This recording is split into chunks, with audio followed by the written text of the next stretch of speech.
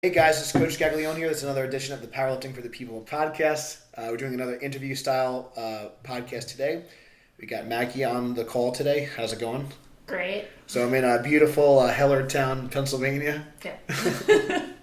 Yeah. So we're doing a seminar at Ironstone Barbell at the time of this taping. So I want to kind of take this opportunity to just kind of get Maggie as a guest. I've done 2 meets with our program so far, doing distance coaching, and it's been cool to see her gym, and so we'll kind of get into that in a second. But just for the people that are on the line today that are listening or watching, can you just tell a little bit about yourself, kind of how you got into lifting, and just a little kind of background about kind of how you got started into powerlifting? So I'm 30 years old. I got into powerlifting because I was bodybuilding for a good 5 years. I didn't really know what I was getting myself into. It was great. I loved it, but the hobby kind of took over my life. But I loved the training aspect, so it got me stronger, healthier, and once I made the transition over to powerlifting, it was pretty easy to get into. But the difference between the two is bodybuilding is 100% discipline. Powerlifting's harder, and you got to put in more work in the gym, but you're able to lead a normal life. And that's it's a little bit. Yeah, I feel like with the bodybuilding especially, it's really 24/7. Your sleep, your nutrition, everything matters. And so let's kind of dive in, and I want to kind of rewind a little bit. Also, did you kind of play any sports growing up, or how did you just get into training initially? Was it something that you always enjoy exercise? How did you kind of stumble into the gym so I played, for the first time? Yeah, I played sports my entire life. Basketball was my main sport. I also played volleyball on the side. But I played that up until high school, and then in college I suffered a really severe injury where I had a compound fracture of my humerus. Oof. Yeah, so after that, it took me a few years I was a teenager and wasn't making the wisest decisions, but after that I found fitness, and that kept me on the right path. So it's a positive outlet for you. Yeah, kept my mind straight, kept me away from doing stupid teenage decisions. But so I got into working out. I was working out at LA Fitness. I got a job, and then I just transferred to different gyms. I figured out what I liked, what I didn't like. I started working out at this hardcore gym in Allentown. Great place, great equipment, and that's what got me into bodybuilding.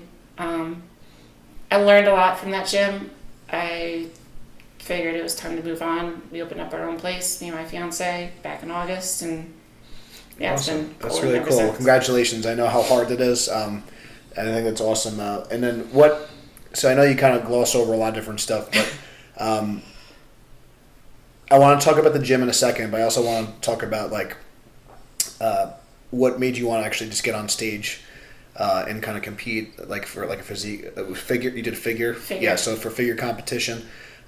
What made you decide that you wanted to compete? I know you obviously said that you had a real passion for the gym. It was a positive outlet for you. What made you want to take things to the next level and actually get on stage? I'm competitive. I wanted to put the hours I was putting in the gym to use, and I loved working towards a goal. It's another thing that kept me give you a focus. Yeah, but I'm competitive as hell, so competing is just fun for me, no matter what. Yeah, I totally agree, and I think one of the reasons why I really love competing myself, and I kind of encourage people that are listening to this. One of the reasons this is called Powerlifting for the People is I really believe that powerlifting is something anyone can do, and you could take it as extreme or do it as recreational as you want, but I think there's a lot of power in working towards a goal, and just putting a date on the calendar, sending the money in. We used to send checks in, now you could just pay online, but so we used to say when you send your check in, that really kind of makes things, you get into a higher gear, you kind of get focused, and it's fun. Like you said, it is fun, especially to see your hard work pay off. So for someone that's maybe getting into fitness, are there any things or advice that you can kind of give to people, and maybe some more of the the negative things that you kind of saw in bodybuilding? Not to say one's better than the other, but you kind of said that you mentioned that it wasn't really getting healthy for you anymore. You felt like you had to sacrifice too much of your kind of personal life. Can you comment a little bit on that and kind of expand on that? And maybe if you have any advice for people that maybe kind of are going down a bad path where it's becoming not a healthy hobby anymore. What I noticed when people start going down a bad path, it's not really their decision. They're following the advice of a coach that's not experienced. So when people are trying to start... They're blindly following. Yeah. And, I'm guilty of that. It's just do your research, no matter what sport you're getting into. But bodybuilding especially, there's so many online trainers that haven't even done a competition or have an online certification, so they think that they can train anybody to get ready for it. Bodybuilding is a science, and if you screw up on your diet or any supplements, you could really screw up your body. And it's a great sport. I have such a passion for it, but it was time for me to move on because it was taking a toll emotionally on my relationships. Sure. So just my one advice, if you're getting into bodybuilding, do your research. Find a good coach. Find a healthy coach, one that is successful inside and outside of the gym, and that should be your goal. Cool. So let's keep kind of going off that a little bit and riff off that. So I think one of the things I think you can kind of expand on, I don't want to put words in your mouth, but I think that we communicate on a regular basis about your training and stuff. So what are some things, if someone's working with a coach and maybe they feel like they're not really sure if it's correct or whatever, because I know sometimes people maybe are afraid to speak up. What if maybe someone's working with a coach or they want to hire a coach, what is some advice on what that, I guess, kind of relationship should look like? And maybe if you've made some mistakes in the past that you've kind of learned from, when you're working with somebody, what are some kind of do's and don'ts with that? So my biggest mistake in the past is not keeping the coach to client relationship just that. I got too close to some of my coaches, and when I felt the time was to move on, it got nasty. And people are sensitive, everybody has emotions, but you gotta have a business relationship with those things in your life. So I guess we can't be friends. I'm just kidding. I'm just busting your job. No, but I get what you're saying. I think that's important. To kind of know going in, have certain expectations. And I thought one of the things I try to do as well when I'm working with somebody, I try to, and hopefully I did a good enough job with you and everyone else. But I try to set expectations for what I expect of you, and then also vice versa. And then you should have the kind of expectations for the coach, how often are we going to communicate? So one of the things that we talk about, we usually communicate a couple of times a week. I think at a minimum you should be communicating with your coach at least once a week. Sometimes, especially people that do are more successful, they usually communicate with their coach on a little bit more of a regular basis. And it's not just I did my workouts. It's how did it feel? What were your big wins of the week? What was kind of some things that you've struggled with? What are some things? So there's a little bit more reflection involved, and it's not just you're checking the box. Okay, I did this amount of weight and I completed the workout. It should be a little bit more in depth, and you can kind of and then on my end, sometimes I might be hey, this looks good, and other times I might have a longer kind of if things are good, we'll kind of keep it moving, keep it good, and I'll kind of say these are the things you did well, and maybe these are the things that you need to work on. So I think it's important. And I know one of the things I think you do a good job of, if you don't understand something, don't be afraid to speak up. Because if I don't know, I'm going to assume you understand what I sent you, or whatever. So don't be afraid to kind of ask questions, and don't be afraid to reach out. And sometimes if you said that you're engaged, you're getting married, you have a business, so there's going to be other life stresses. So sometimes you had a little mishap, some injuries and stuff. So sometimes you can't be afraid to make adjustments. So one of the things that we say.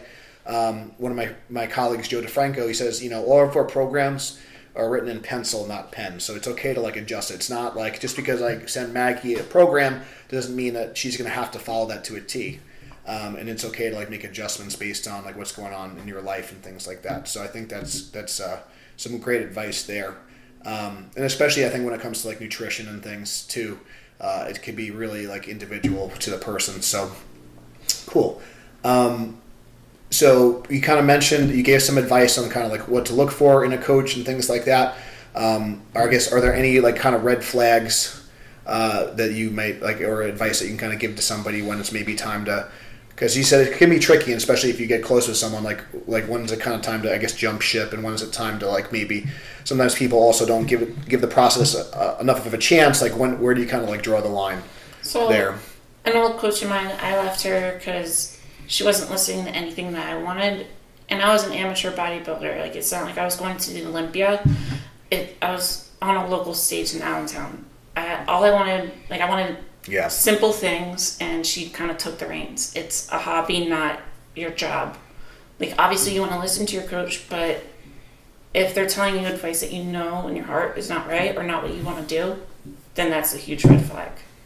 So yeah, listen to your gut. I think that's just good advice for anything.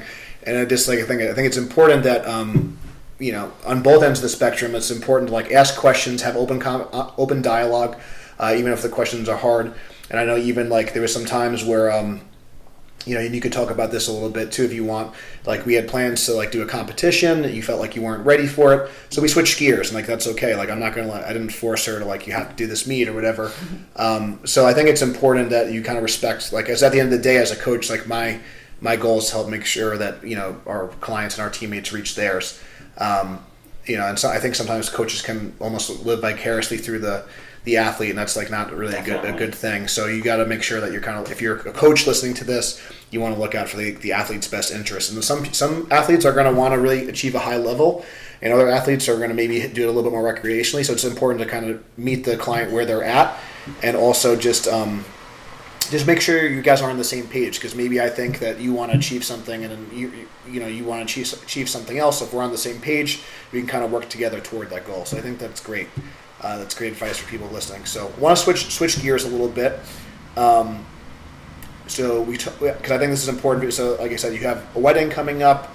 You're a business owner, and I want to talk about that a little bit more. But you have a lot of stuff going on. So you have other obligations besides training, right? So you don't have this like, you know, maybe you don't have the perfect schedule all the time. Maybe you don't always have like people to help you. What are some things that kind of have helped you still make progress, even maybe like when things are a little bit more stressful, or you have like you're planning this wedding? Like, what are some things that have helped you, and maybe some advice for people that maybe they're kind of juggling a lot of people, So, I mean, some things that's helped me stay on track. I set goals, small and long term. I'll set like a weekly goal, I'll set a monthly goal, 3 months down the road, and then I have goals set for next year and the year after that. I have really big goals that I want to achieve. Are they attainable? Most likely. I set realistic goals, but it's just challenging. You got to keep challenging yourself to grow, and it feels good to check off that one box that you got done. So that's one thing. So is there any, I know, like I said, sometimes you may not realize, I guess, sometimes how good you're doing. I think sometimes, when you're in it, you don't kind of realize, but you are kind of juggling a lot of things. So if someone's maybe feeling overwhelmed, or maybe they feel like they don't have like the time to train, maybe you could even just talk about like, I guess like how many days a week you're training, how much time like you're putting in. Because I think sometimes people like, as far as with our program, because I know you've done other stuff in the past, I'm sure with bodybuilding you probably were training a lot more frequently and doing a lot more work. So maybe you can kind of talk about like, maybe how you're getting a little bit more out of doing less, but still like kind of making progress, and then still have times like for social things and like you planning your wedding and stuff like that. So when I was bodybuilding, I was working out 6 days a week. I was in the gym for 2.5 hours, sometimes more, each workout session. If I missed a session in the beginning, I would freak out. Like I would. Yeah, because you have literally no time to make it up. Yeah. Yeah. And it's hard. Like I'm going to reiterate, it's a great sport. It's just you got to know what you're getting yourself into when you're getting into it. Powerlifting, right now I'm only working out 3 days a week, and I'm still maintaining the same weight. I'm not gaining weight, like unwanted weight. I'm still moving the amount of weight that you want me to do. But, I'm on the right track. I'm still a noob to this, so I thank God I have John to help me guide me in the right way, but it's just, it's completely different, and it's kind of a curse.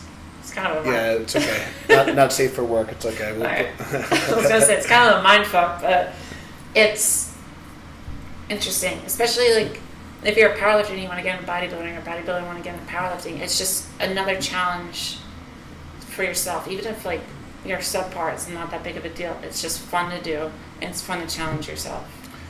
Yeah, I just want to kind of also reiterate too, like on average, most of our members train 3 to 4 days a week. For someone like at Matt, we kind of glossed over this, but Maggie just recently hit 1,000 pounds total, which is amazing. In the 165 class, which is excellent. Usually women take like much longer to hit that milestone, so it's fantastic for her to do that early on. But I want most people that are kind of lifting the weights that she's doing, I would say are probably training more, like you said, more 4, 5, 6 days a week. So it can be, if you have the right programming and you have the right work ethic and you have good support from a coach or like a team, you could still achieve a high level even like 3 or 4 days a week, and you don't necessarily have to be in the gym for 2, 3, 4 hours a day.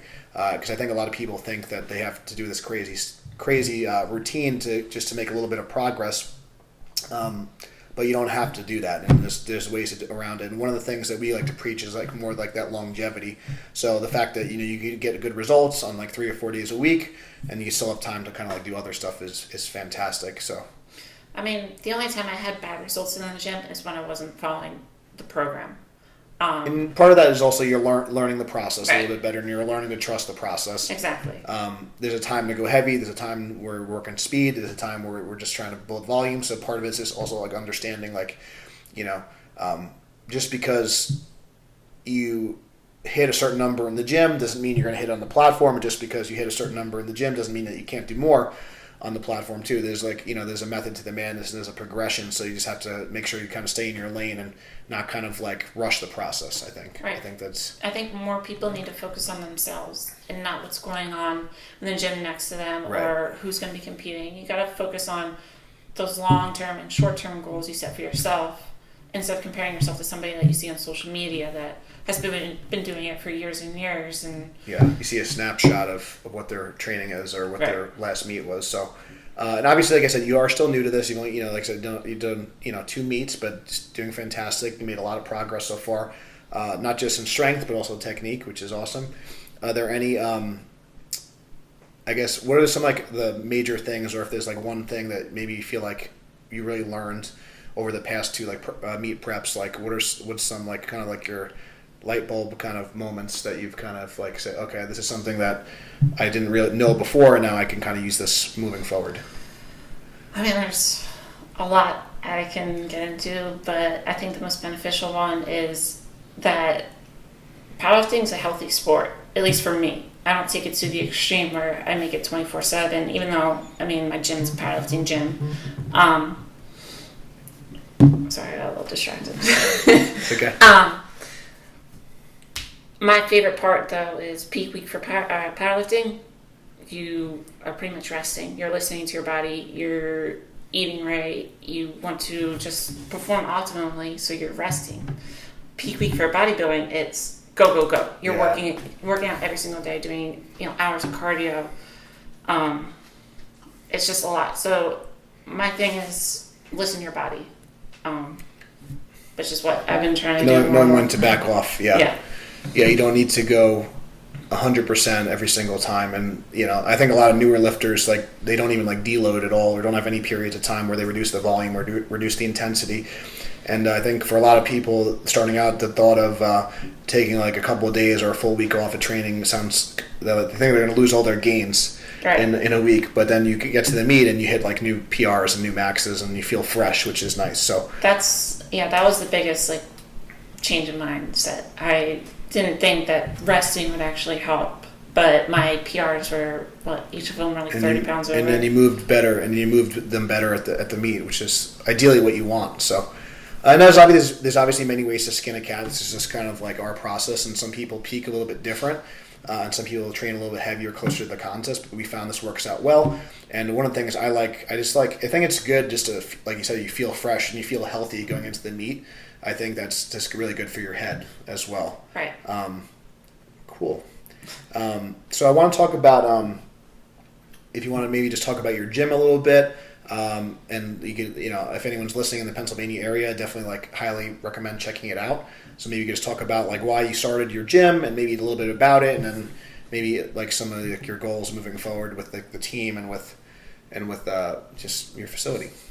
So it's been a lifetime goal to open up my own gym. I've worked at several around the area, commercial and private owned. So I learned a lot of how I want to run a gym, how I don't want to. Yeah, absolutely. What I don't want to happen in my gym. I learned about equipment and different training techniques and what works, what doesn't work. Constantly learning. My biggest thing is just keep reading, keep keep reading articles like coaches you look up to, or fitness athletes you look up to, and keep reading books. Just get smarter. But the gym, getting back to that, like I said, I bounced around a few gyms in the area, but I always knew I wanted to open up my own. And luckily, my fiance got into it with me, so we're partners with this gym. We opened up back in August, and it's been going great. Better, and it's exceeded my expectations. We have a great group of members. It's become a family there. Yeah, it's amazing. Yeah, we got like 5 or 6 people that have been doing meets together. Like whenever somebody tries to sign up for a meet, a bunch of other people hop on the wagon. So it's cool how it's been coming together. Yeah, I want to kind of piggyback on that. I think the community at the gym is big, and even though powerlifting is an individual sport, like having that support of like a team around you and other members that are kind of going through the process with you, it makes it a lot more fun. You want to be more consistent. You want to be there for your training partners, and you kind of help each other, which I think is amazing. So it's been cool, and it's been cool to see like meet some of your members and see them at the contests, and it's been awesome to see. Yeah, we got some interesting members. Yeah, powerlifting attracts an interesting breed of people, but this definitely keeps it interesting. So I also want to talk about it, and you could, go into as detail as you want. Like, obviously, having a business partner with like your fiance. Is there any challenges or like any advice if someone maybe is like working with their partner? Like how do you set the boundaries? Like, do you have any kind of like rules for that or any advice? Because I'm sure like a lot of people, it's a big commitment, and also like you want to make sure that you keep the relationship in a positive. You don't want to like kind of bring like kind of bad stuff at home. So any advice for someone that maybe is like that works with their partner, is thinking about like maybe partnering with their significant other? I wouldn't recommend doing that to anybody that's in a new relationship or somebody that you can't see yourself spending your life with. Sure. Like if you have any sort of question, don't do it. Like stay, keep it separate. Yeah, keep it separate.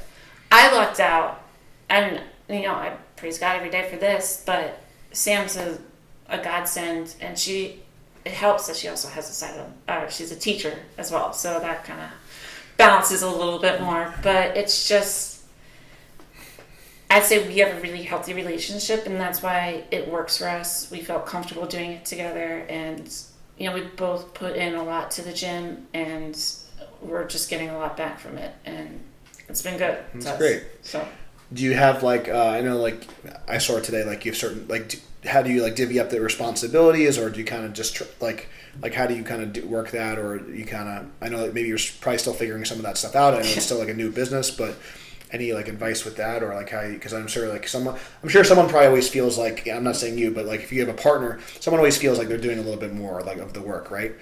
So like obviously there needs to be a balance there, or there needs to be certain responsibilities. So I try to take on a lot of it, but Sam does a really good job. She's getting her own clients. She's personal training these girls that just want to get their summer bodies, and she's doing a great job with it. She was an athlete. That's a little bit more of like her unique ability. Yeah. She's what's it?